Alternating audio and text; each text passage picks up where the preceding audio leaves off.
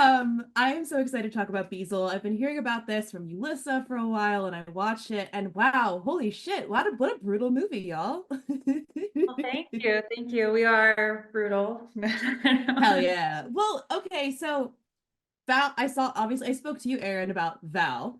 That's right. And now we're to Beezel. So why witches? What attracted y'all to making a gnarly witch movie, which we really deeply need more of in the We horror do, genre? right? I mean, so there's just no limit as to what you can do creatively. We've all seen just the possession, or we've all just seen the creature feature. Having a story about a witch kind of allows you to do everything. A witch can possess, a witch can cast a spell, can, curse, it The can. supernatural There is a element. supernatural element that Victoria and I both love. So creatively, we were able to explore every possible nuance of the horror genre, which was very exciting. Also, just the idea of a witch. I mean, it's just creepy. It's just really creepy. And then taking it a step that just I hadn't seen yet. Maybe it does exist, but what if you moved into a house that previously had haunted people? So the people who left didn't tell you, and then you move in, and so on and so forth. And I'm like, what happens to all those people that move into this house over all of these decades? And that was really cool when the story blossomed into that. It really excited me. We shot That the was, film in Massachusetts, obviously, like just a stone's throw away from Salem, Massachusetts. So everything. oh, oh hell yeah. Even you just get like the inherent spooky vibe of the area. Because no matter where you are in New England, I feel like it's haunted. As someone who lives on the East Coast, I just feel like New England is inherently haunted. Absolutely. Well, how did you find the house? Did that house have that basement in it? Was that several different locations? How did y'all handle filming your house here? So this house is where I grew up. What the fuck? Sorry.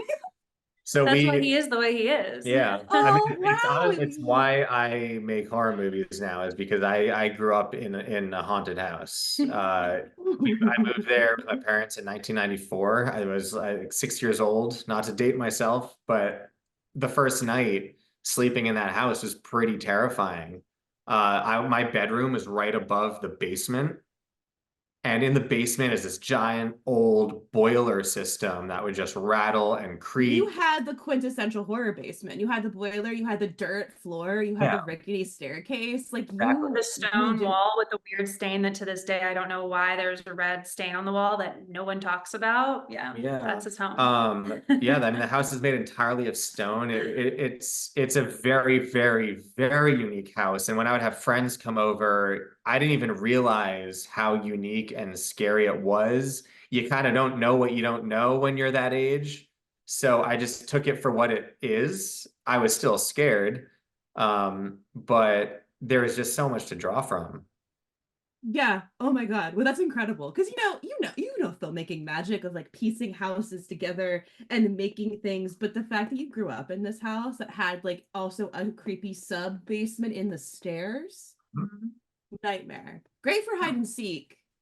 Great for Right. nightmares. Yeah. Was it actually haunted? I, Victoria would say the yes. moment I walked in there, I was like, how come we have never talked about the fact that haunted? And everyone was like, Well, hmm. it's one of those weird things where, growing up, I was always afraid to just go in the basement naturally. I was always afraid to just walk to the back of the house by myself naturally. And then Yeah. my mom also, which I didn't even learn until somewhat recently, was also afraid to just walk to the back of the house by herself. Now, you ask, is it haunted? I don't know. I think a lot of people would say yes, but I think, when you have me and my parents all sort of collectively scared, but not really talking about it, it would suggest that there's some kind of That's a energy there that we're fascinating kind of all picking up haunting. on. I want to see a movie like that where it's like not like a malicious ghost, but the vibes are just bad. I love Yeah. that. That's Yeah. that's so interesting. Anyway, I Yeah. I think I I'm a found footage psycho. Obviously, I have a Blair Witch Project tattoo, and I freaking love how y'all have this is a hybrid found footage movie to me, and how y'all use handheld camera and POV, but also different kinds of cameras. So it just like feeds the nerd in my soul. So I wanted to hear about why that y'all wanted to kind of instead of just going traditional narrative, incorporating these handheld camera moments and incorporating different areas of technology within that, and why that was important for you for Beezel.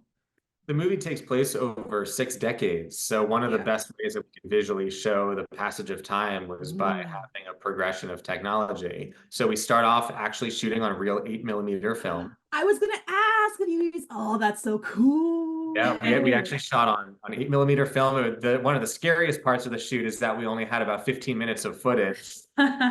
So we had to just make it all work within, we would just do a take and cut. No rehearsal, just a very quick slate and then go. And then Oh my God, that's terrifying. We shot on a JVC camcorder, the same exact camcorder that they used in Back to the Future. it's pretty cool. The Hell red yeah. one. We And still have then it. we still do have it. And then we also shot on a mini DV camera from the early 2000s. Yeah. So all of this was sort of used to just show a progression of time. Stylistically, I like doing that because I think it just adds to the realism. Mhm. When you actually cut to a hyper realistic first person experience, it just makes everything so much more visceral and real and scary. Oh my God, yeah. Well, and then Victoria, it was like for you to be the camera holder, or because we see you holding the camera. Were you actually holding the camera a lot of the time in those moments? I'm holding the camera a lot of the time, Oh and yeah.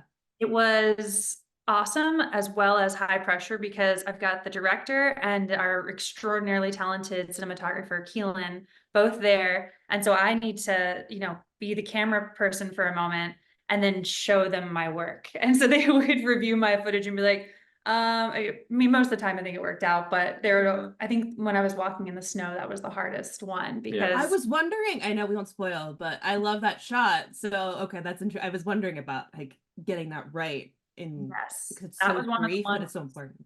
Yeah, oh yeah. It was very tricky because we're on this indie limitation, and there's some blood trickling in the snow, and I'm also walking in the snow, and the camera needs to avoid any past footprints that are already there and past blood from previous takes.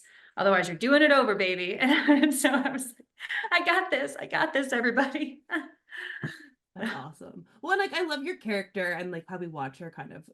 I won't go into spoilers, but I like the progression of your character and your segment and how that kind of turns out and how you use both formats to kind of tell that story.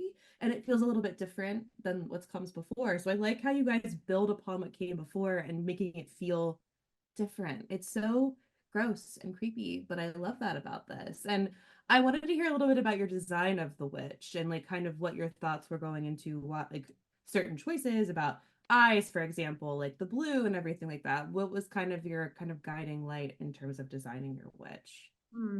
Oh yeah, you designed most of the witch. Yeah.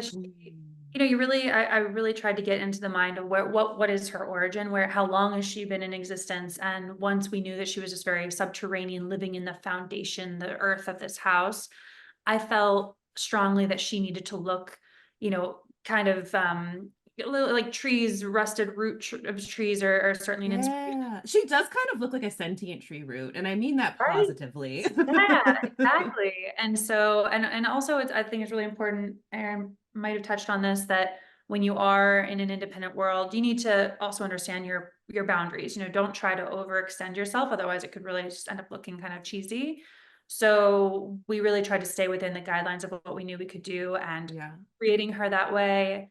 Her face being this kind of, again, like going into this like gnarled tree type of a design. And I mean, just imagine, I think we talked about this in the writing, that if your physical body perishes, if you die, that your eyes are the first to kind of go, like that's gone. So if she's been around forever, she's likely blind, her eyes are no longer functioning. And so it all just felt very practical for her design. That's her story. That's how long she's been around. That's awesome. And did you do any research into like witch lore, or did you kind of draw from like your own mind about what you thought of her and what you think of witches in general? There was actually, I'm trying to think of the original folklore because it's been a little while now, but there was a story, and I want to call it like a Norwegian story about a witch that really pursues children, which probably inspired Hansel and Gretel if I had to guess. But it was different enough. It was actually like off that path enough. And I found that one really interesting. And she was a very ancient witch, you know, how she kind of lured them in the woods. And that was something that felt like a right jumping off point for us, being in the woods of Western Massachusetts, knowing we were going with a witch and she's now going to be living in the earth. That it all just felt right. Oh yeah, that's amazing. Um, I can't ask this as a spoiler. I do not want to ask because I really love the final shot of this movie, or the fun of the final shots with you, Victoria, and some crying baby noises. And I just think there's such gross, fucked up, pardon me, imagery in this movie that I'm really excited about. That I was just like, you know, I don't know how to not spoil it, but it's exciting to see a witch movie like this. We don't see fucked up witches as much, so to see her like this and kind of a monstrous feminine. I really love how you lean into monstrous femininity here and play with that concept a lot. I love that like so much in horror. Oh, thank you for, I mean, yeah, for both of us, I think once we started really crafting, you know, what her story was, and we don't really touch on it too much in the movie, we just Yeah. breadcrumbs, that all felt right. So that ending shot that you're talking about, it was like, well, yeah, I mean, how else, how does she continue? What is her goal? How is she going to continue? And when we decided that's how she goes on. So Okay. I'm gonna just leave it like that. So anyone listening is like, how does she go on? You're gonna have to watch to find out, and it's gonna make you feel gross, and that's okay. And I will say I love the sinister vibes, especially at the beginning and end of this film, with like obviously the 8mm, but just setting the tone with the 8mm camera is so smart. So will you shoot on film again? If you can. Happily. I love Happily. film. Really? Okay, I cool. I hear do. that. I Yeah. feel people think it's terrifying, but also so much fun. Well, I mean, I love it creatively because you have to know exactly what you're gonna shoot right before you do Yeah. it. So you just really you rehearse extra hard, you make sure your focus is right. Everything needs to be just planned. And then you're not, given 15 takes in the edit. Maybe you get 2 or 3 if you're lucky. So I think sometimes less choice actually makes the project better in the edit. And then also, yeah, there's just something so organic and real. Like you're actually capturing a moment in time, as Bob Gallagher's character literally says in the film. Just shooting on film, you really feel like you're capturing a moment. I loved when he said that. I was like, hey, I love that little nod to just like meta filmmaking. But what subgenre do y'all want to tackle next? What horror tropes? Because you have demons in Val, you have witches here. Do you have one you want to tackle next?